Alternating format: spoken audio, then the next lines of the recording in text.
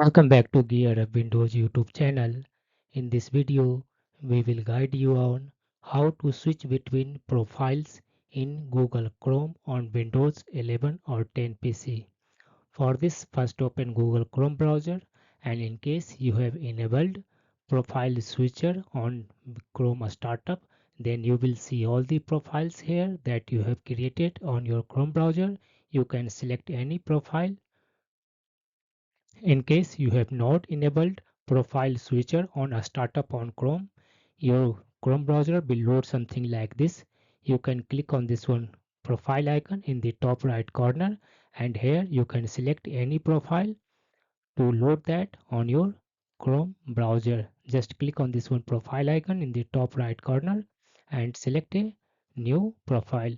Just click on it and select a new profile according to your choice.